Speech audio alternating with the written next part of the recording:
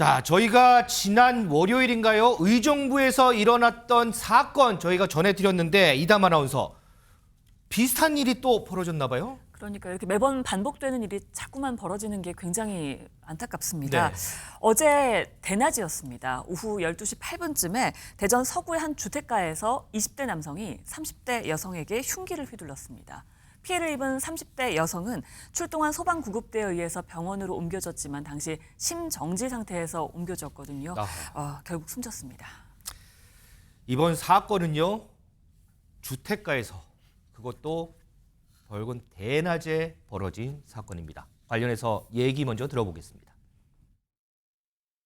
숙제를 하고 있었고, 그다음에 경찰들 그 안에 들어가서 왔다 갔다 하고 폴리스나 치고 그러면서 칼 하나 들고.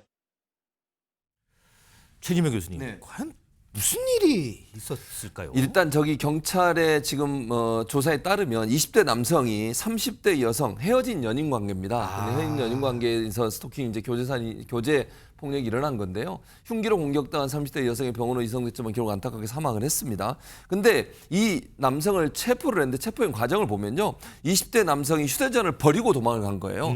그래서 휴대전화를 발견한 경찰이 이걸 분석을 했을 거 아니겠습니까? 네. 그래서 가족과 지인들의 연락처를 발견했고 가족과 지인들에게 연락해서 설득도 하라고 요청을 했고요. 그리고 어디에 있는지를 수소문했고 그래서 이 남성이 차와 오토바이를 타고 도주하는 과정을 쭉 CCTV로 따라갔고요. 도주 24시간 만인 오늘 오후 12시에 길거리에서 차로 이동하던 대전 중구의 길거리에서 차로 이동하던 이 사람이 체포해서 현재는 압수송에서 수사를 하고 있는 상황입니다. 야, 참 손정혜 변호사님, 이 교제 이번에도 이제 교제 폭력인데 저희가 교제 폭력 상당히 많이 다루잖아요. 이게 근절이 안 돼요, 자꾸.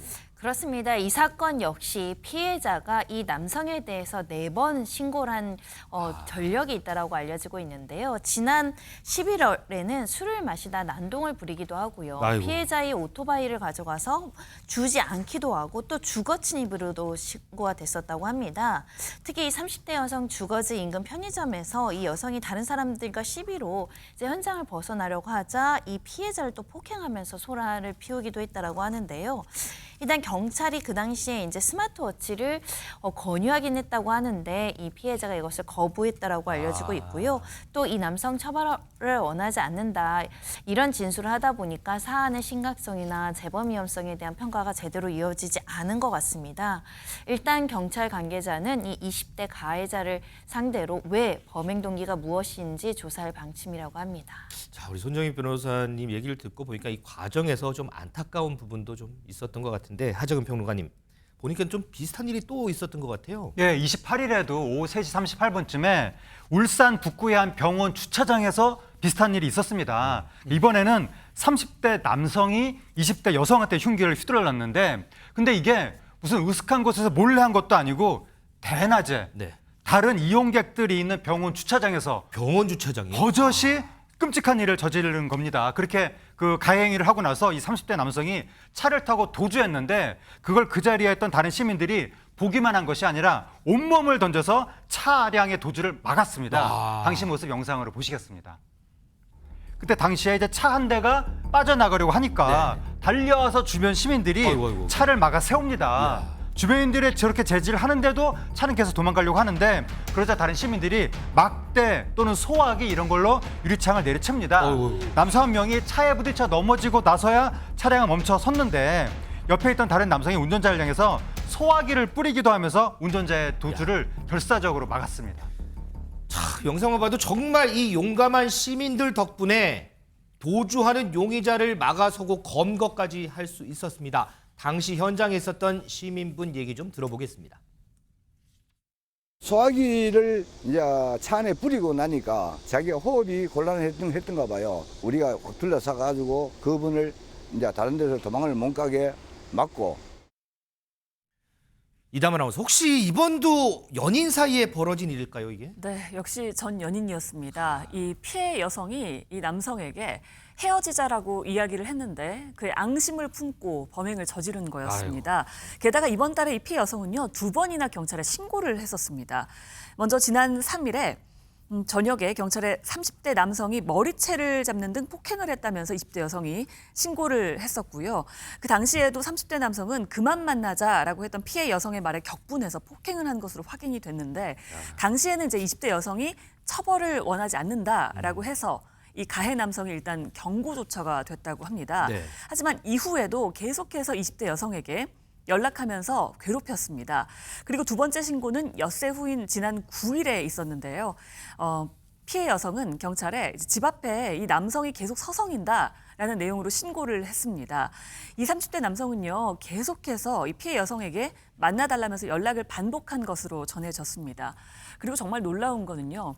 첫 번째 폭행 신고, 3일에 있었던 폭행 신고와 두 번째 스토킹 신고, 9일에 있었던 스토킹 신고 사이 한 일주일 정도의 시간이잖아요. 네네. 이 시간 동안 가해 남성이 피해 여성에게 전화와 문자를 엄청나게 많이 했는데요. 일단 전화 통화는 168회를 했다고 하고요. 문자도 400통을 보냈다고 합니다. 손정혜 변호사님. 어쨌든 두 번의 신고가 있었고 근데 그 사이에 지금 이담 아나운서 설명대로 전화 168회, 문자 400회. 그러면 이후에 또 무슨 일이 벌어질 것이다라는 예측이 가능하지 않을까요? 일단 상당 부분 집착의 강도가 굉장히 높은 사안으로 볼 수 있고 재범에 대한 우려도 생각해 볼 사건입니다. 네. 그랬기 때문에 경찰에서도 이 스토킹 방지 특별법에 따른 잠정 조치가 있는데요. 1호부터 4호까지 이제 검찰을 통해서 신청을 했는데 네. 1호가 서면 경고, 2호가 100m 접근 금지, 3호가 이제 뭐 전기나 통신으로 접근 금지이고요. 4호가 구금입니다. 네. 하지만 검찰에서는 이 피해자 면담 등을 종합해서 위험성을 재검토하라라고 이제 4호를 기각하고 1, 2, 3호만 받아들였다는 것이고요. 이 결정으로 30대 남성에게 접근 금지 결정, 그러니까 통신이나 이런 것들로 연락해서는 안 된다라고 했지만 결국은 위험성에 대한 평가가 조금 아쉬운 부분입니다. 위험성을 재검토하기 위해서 구금을 기각했다. 참. 일단 경찰의 얘기 한번 들어보시죠. 저희는 격리가 필요하다는 판단이었습니다. 검찰 측에서는 4호 부분에 대해서 위험성을 한번 재검토를 해보라는 취지로 기각을 했다. 최정혜 변호사님, 가적이긴 하지만 어쨌든 검찰이 이 4호 구금을 기각하지 않았더라면 범죄는 막을 수 있었을까요? 그런 부분이 참 안타까운데요. 다만 아시다시피 헌법상 체포 구금은 검찰이 청구해서 법원이 발부한 영장에 따라야 된다는 것이 헌법상 원칙입니다. 네. 그 헌법상 원칙에 예외를 하다 보니까 검찰도 이 부분에 대해서는 상당히 신중하게 접근하는 것이 아닌가 싶은데요. 제가 만약 담당 검사라면 어떻게 했을까라고 했을 때에 이런 사안에 대해서는 사실 상당 부분 어떻게 보면 구속의 필요성이 있다라는 점에서 검찰에게 구속영장을 청구하라라고 했었으면 어떨까 하는 생각입니다.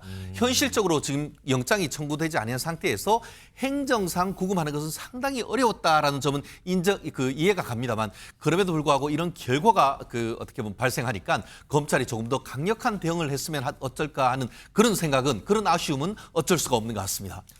조금 전에 들어온 소식인데 법원이 이 30대 남성에 대해서 도주 우려가 있다면서 구속영장을 발부했습니다. 그리고 이 피해를 당한 20대 여성 중상을 입고 응급수술은 받았는데 현재 좀 중태인 것으로 전해지고 있는데 최근 들어서 이 비슷한 사건들이 정말 연이어 벌어지고 있죠. 이런 말이 있습니다. 사랑이라는 이름으로 아무리 포장하려고 해도 절대 포장할 수 없는 게 바로 이 같은 범죄입니다. 우리가 안전한 일상이 되는 사회가 반드시 좀 빨리 마련되기를 좀 바라보겠습니다.